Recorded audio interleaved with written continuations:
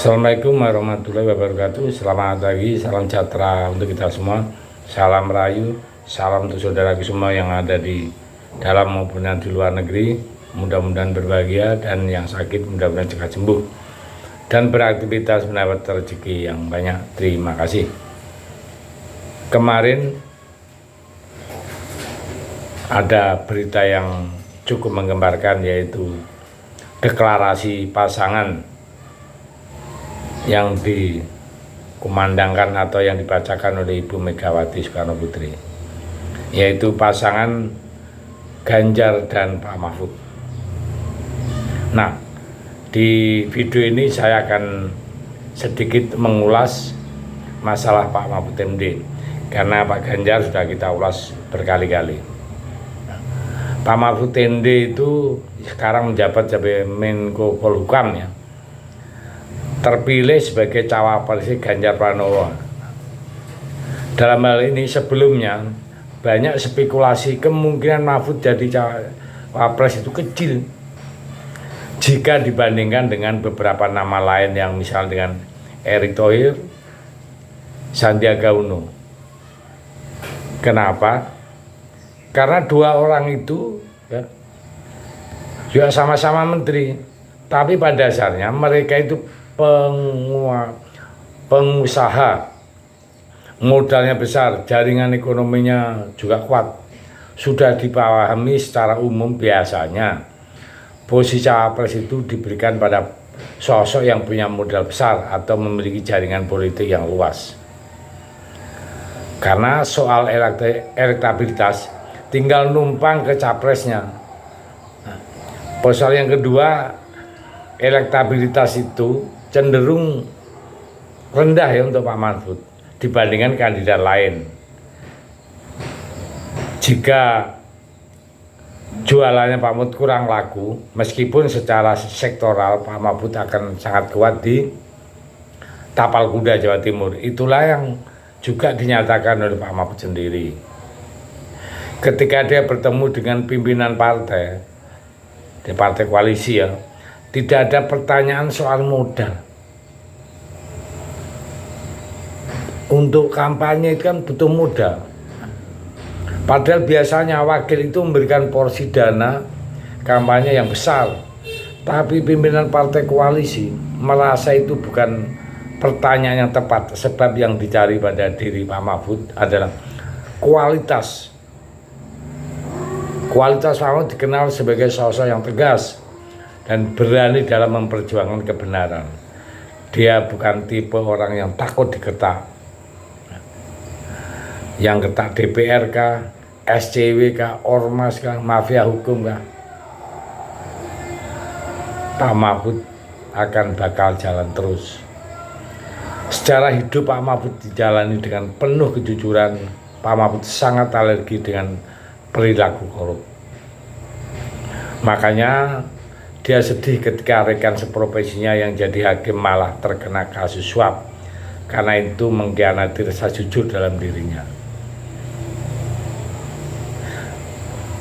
Dan karena itulah sosok Pak Mahfud itu tidak disukai koruptor dan pengusaha hitam namanya, di blacklist dan tak boleh masuk ke kursi cawapres. Pak Mahfud itu pernah dibatalkan jadi cawapres Jokowi di detik-detik terakhir, meskipun kemudian diberi posisi Menko Polhukam, upaya untuk menghalangi Mahfud.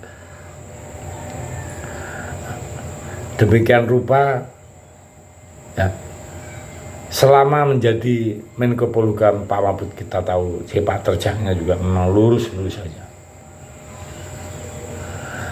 Nah, ditilik dari pembicara Pak Mahfud, ya, dengan partai politik itu saat dipanggil, kenapa dia tidak menyatakan ya? Itu bilangnya sudah agak lama, ya. Di dalam benak Pak Mahfud, kalau dia bilang ya, pasti ada pertanyaan selanjutnya adalah dana. Dan sampai detik ini saya juga memahami seperti itu. Jadi kemarin ada prokes yang mengatakan Pak Mahfud itu, sampai dia sendiri sekarang tuh heran. heran seheran-herannya. Baru kali ini dia betul-betul merasa kaget. Saya jadi wakil, ditanyai modal, malah ditanyain kalau memang perlu apa-apa ngomong ke bendahara.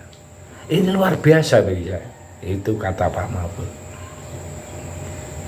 Artinya memang pasangan Ganjar dan Pak Mahfud betul-betul mau niat untuk memberantas korupsi, hukum-hukum yang melenceng demi kemakmuran rakyat. Jadi maka dari itu pasangan Ganjar Mahfud itu setelah deklarasikan langsung meledak, genggam gempita menyambut, banyak orang turun ke jalan menyambut berita ini, berita yang sangat spektakuler. Nah, kembali lagi sama dia, Pak Mahfud tetap menyuarakan kebenaran yang sengaja ditimbun oleh orang-orang licik berkualitas. Seorang Pak Mahfud itu yang membuat diberi kepercayaan sebagai cawapres Ganjar, penunjukan Mahfud sebagai cawapres itu membuktikan Ganjar ingin fokus membenahi hukum yang belum juga tuntas sampai sekarang. Sebelumnya Mahfud memang telah punya posisi Menko, tapi tentu saja tidak strategis posisi cawapres. Dengan adanya Mahfud Ganjar bisa berbagi tugas jika nanti menjadi presiden. Mahfud tidak mungkin jadi ban serep. Fokus ekonomi dan pembangunan adalah Pak Ganjar. Sementara untuk Pak Mahfud membantu jalannya hukum. Sebagai mantan hukum MK, Mahfud punya pengalaman juga untuk membenahi institusi yang korup.